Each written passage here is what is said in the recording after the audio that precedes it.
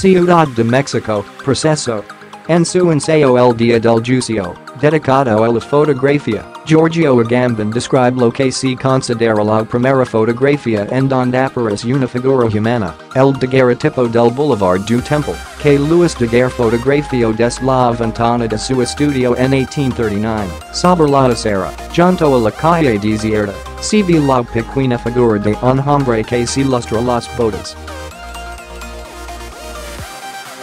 Esta imagen hace pensar of Agamben en el Juicio Universal, el que según la tradición bíblica se llevará a cabo al final de los tiempos. En ella, la muchedumbre humana y anónima no se ve porque Agamben el Juicio concierne una sola persona, a una sola vida, esa, precisamente y no otra. En esa persona que, rescatada del anonimato de la muchedumbre, cuido fija en el tiempo por un daguerrotipo, está el peso de una vida entera que, aunque imprecisa en su pequeñez, exige también, como toda fotografía donde aparece un rostro, su nombre el nombre que en la tradición bíblica es su identidad y su destino y su presencia rescatada para la vida. En México en el que desde hace 12 años vivimos no el final de los tiempos en el que el Juicio Universal sucederá, pero sí, por su violencia y su crueldad, un tiempo del fin las víctimas de la violencia aparecen siempre con las fotografías de aquellos que fueron asesinados o están desaparecidos.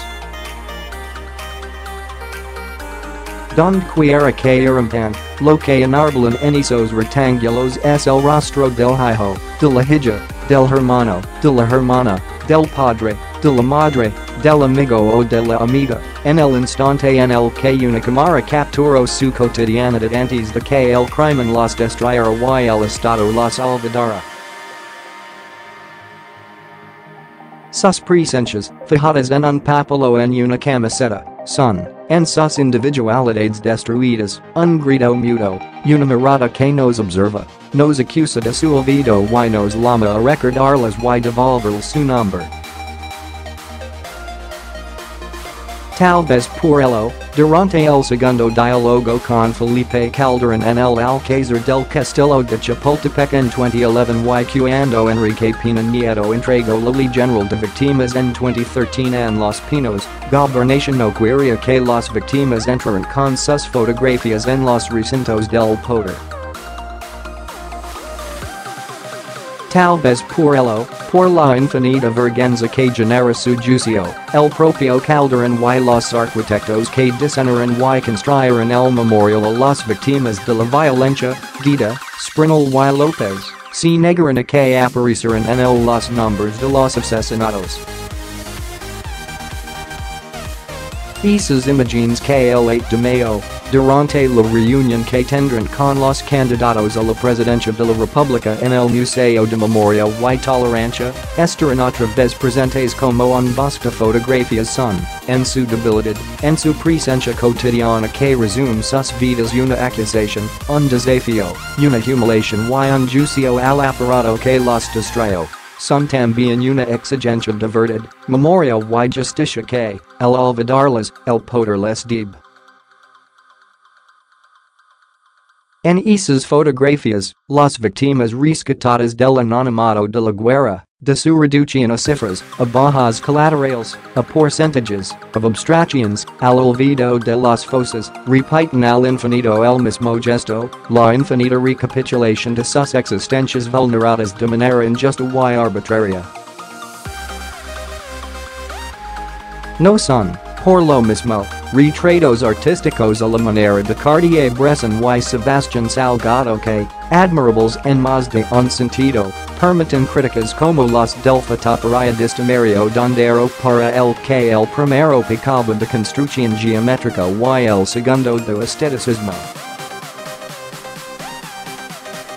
Son, más bien, fotografías de ocasión, semejantes a las de Dondero, rostros que, dice Agamben, a la vez que son historias para contar y geografías para explorar, como lo han hecho, en justicia, muchos periodistas y escritores en esta larga y oscura noche que vive México con muchas de esas víctimas fotografiadas son también, en el sentido magnífico de Benjamin, una exigencia de redención.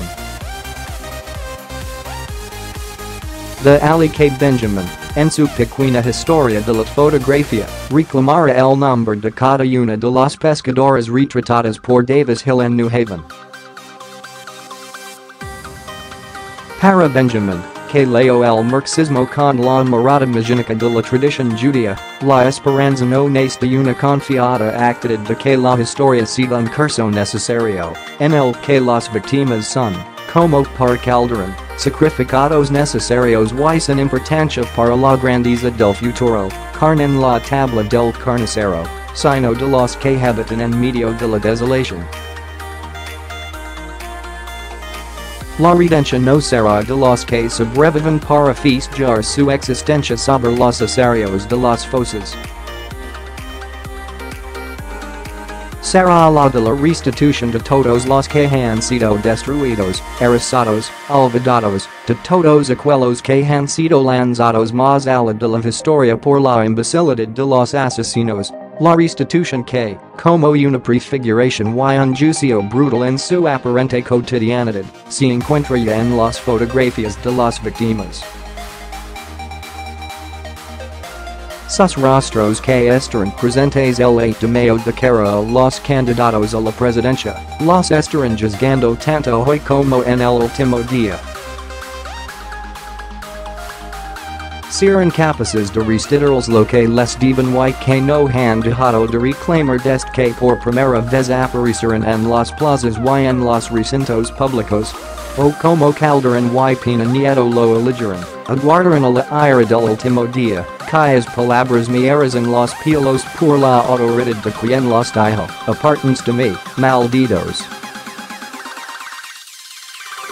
Además opino que hay que respetar los acuerdos de San Andrés, detener la guerra, liberar a las autodefensas de Morelos y a todos los presos políticos, hacer justicia a las víctimas de la violencia, juzgar a gobernadores y funcionarios criminales y refundar el IN. Este análisis se publicó el 6 de mayo de 2018 en la edición 2166 de la revista Proceso.